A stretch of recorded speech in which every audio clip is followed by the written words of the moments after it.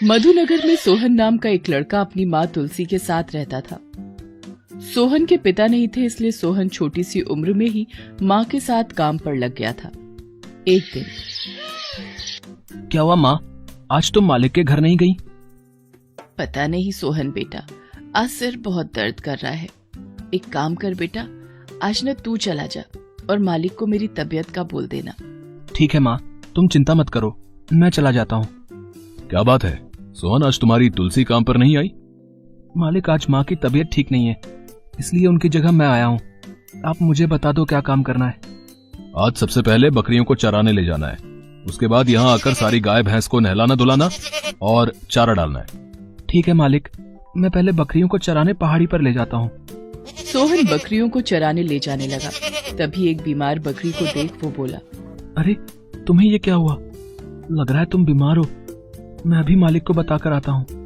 मालिक, आपकी एक बकरी बहुत ही बीमार लग रही है, अगर उसे एक बार वैद्य जी को दिखा लेते। तू मुझे मत सिखा मुझे क्या करना है। मैं जानता हूँ ये बकरी अब बीमार ही रहने लगी है, इसे रखने का कोई फायदा नहीं। ये बकरी अपने साथ दूसरी बकरियों को भी बीमार कर देगी। वो तो मुझे कोई कसाई नहीं मिल रहा, वरना इसे कसाई को ही बेच देता तो कुछ पैसे तो मिल ही जाते मुझे। इसे यहीं छोड़ दे और इन्हें ले जा, कम दामों में ही सही, इसे कल बेच ही देता हूँ। सोहन जब उस बीमार बकरी की तरफ देखता है तो मानो उसे महसूस होता है कि वो बकरी मन ही मन सोहन से अपने आप को बचाने की गुहार लगा रही हो। सोहन मालिक के सारे काम करके घर लौट आता है, पर उसका ध्यान अभी भी उस बीमार बकरी की तरफ ही था। सोहन बेटा, कहाँ ध्यान है? ठीक से खाना भी नहीं खा रहा। माँ, अगर वो बकरी हमें मिल जाए तो हम उसे पाल लेंगे।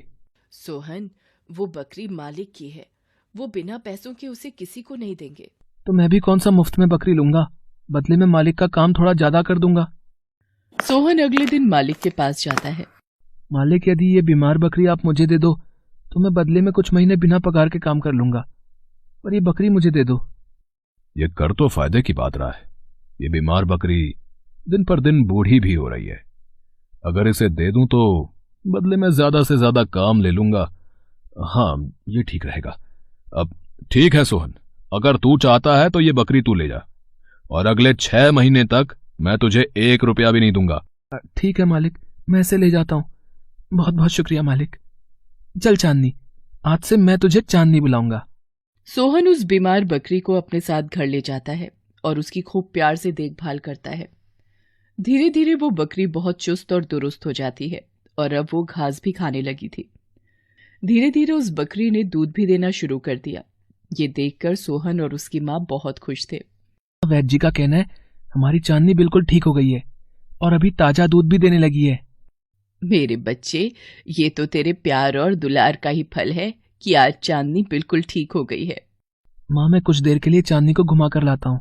सोहन चांदनी को गांव में घुमाने के लिए निकलता है। तभी उसका मालिक धनीपाल सोहन को देख लेता है। अरे ये तो मेरी ही बकरी है, ये देखने में तो बड़ी ठीक लग रही है। इसने ऐसा क्या खिला दिया कि इतनी चुस्त दिख रही है? कैसे हो सोहन बेटा, अब मेरी बकरी कैसी है? इसका नाम चांदनी है मालिक, इसे आप चांदनी कहकर बुलाओ। अब तो ये बहुत अच्छी हो गई है और अब तो ये दूध भी देती है। क्या? मेरी बकरी इतनी ठीक कैसे हो गई? मैंने तो इसे मुफ्त में ही ये बकरी दे दी, बदले में थोड़ा बहुत काम ही तो कर लेता है ये सोहन। अगर मैं इस बकरी को किसी ग्राहक को बेच दूं तो मुझे अच्छे दाम मिल जाएंगे। एक काम करता हूं, इससे ये बकरी वापस मांग लेता हूं। धनीपाल के मन में मक्कारी जाग जाती है और वो सोहन के घर पहुंचता है और उसकी माँ से कहता है, देखो तुलसी, मुझे मेरी बकरी वापस चाहिए। पर मालिक, आपने तो वो बकरी सोहन को आपके घर काम करने के बदले दी थी। सोहन पिछले 6 महीनों से आपके घर बिना पगार लिए काम कर रहा है। अरे थोड़ा बहुत काम करने से ये थोड़ी है कि मैं अपनी इतनी महंगी बकरी दे दूंगा। चल 50,000 रुपए दे और बकरी तेरी। 2 दिन का समय देता हूं। सोहन बकरी के साथ जब घर वापस आता है, तुलसी उसे सारी बात बताती है, जिसे सुनकर सोहन की आंखों में आंसू आ जाते हैं और वो अपनी बकरी चांदनी को प्यार और दुलार करने लगता है।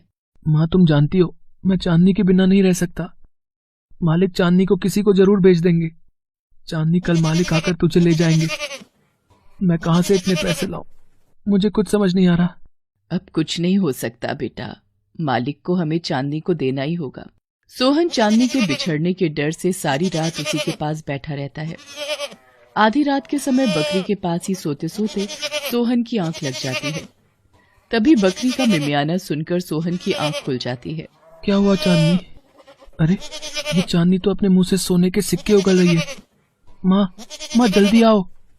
क्या हुआ सोहन बेटा? ये तो सोने के सिक्के हैं। ये तो चांदनी के मुंह से बाहर आ रहे हैं। कुछ देर बाद सोहन और तुलसी के सामने सोने के सिक्कों का ढेर लग जाता है।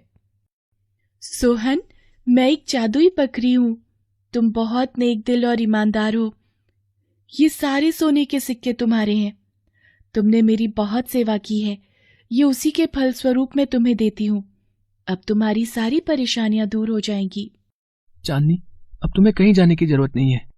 तुमने मेरी सारी परेशानियां दूर कर दी, सचमुच। अगले दिन तुलसी धनीपाल को 50,000 रुपए दे देती है। वो हैरानी भरी नजरों से वहां से चला तो जाता है, पर गांव में ये बात आग की तरह फैल जाती है कि जब से सोहन ने उस बकरी को अपने पास रखा है, वो बहुत ही खुशहाल जिंदगी जी रहा है। लोगों को तो अपने दुख से ज्यादा दूसरे लोगों के सुखी होने से ईर्ष्या होती है। भाई मानो ना मानो, धनीपाल जी आपकी बकरी कोई जादुई बकरी है। हाँ, लोग तो ये भी कह रहे हैं कि शायद वो बकरी सोना उगलती है। हाँ, तभी तो आज तुलसी और सोहन इतनी अच्छी जिंदगी जी रहा है। अब तो उनके पास पैसों की भी कोई कमी नहीं है। बड़ा घर भी बनवा लिया है और जमीनें भी खरीद ली हैं। मुझे पता है मुझे कैसे उस बकरी को हथियाना है। धनीपाल अपने आदमियों के साथ सीधा तुलसी के घर जाता है। जाओ उस बकरी को उठा लो, देखता हूँ मुझे इसे ले जाने से कौन रोकता है। मालिक, ऐसा मत करो। हमने आपको बकरी के पूरे 50,000 रुपए दे तो दिए। अब ये बकरी हमारी है। नहीं, मैं अपनी चांदनी को कहीं नहीं ले जाने दूंगा। आप मेरी चांदनी को कहीं नहीं ले जाओगे। छोड़ दो मालिक, चांदनी को छोड़ दो। ऐसे कैसे छोड़ दूं? इसी बकरी की वजह से तुम इतने पैसे वाले बने हो। आज तुम्हारे पास ये जो सब कुछ है, ये मेरी बकरी की वजह से है। मैं अपनी बकरी वापस लेकर ही रहूंगा। अब ये जादुई बकरी मेरे लिए धन उगलेगी। जैसे ही धनीपाल बकरी को जबरदस्ती ले जाने लगता है, वो बकरी धनीपाल के हाथों से उड़ जाती है और एक देवी का रूप ले लेती है। धनीपाल, तू मुझे कहीं नहीं ले जा सकता। तेरे जैसे लालची को कुछ नहीं हासिल होगा। तू तो मुझे मारना चाहता था। तू तो मुझे कसाई के हाथों बेच रहा था। पर सोहन ने मेरी बहुत देखभाल की। मैं धरती पर मनुष्य की परीक्षा लेने के लिए आई थी और सोहन इस परीक्षा में सफल साबित हुआ।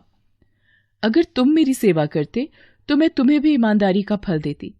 सोहन, अब मैं जा रही हूं। मेरा कार्य यहीं तक था।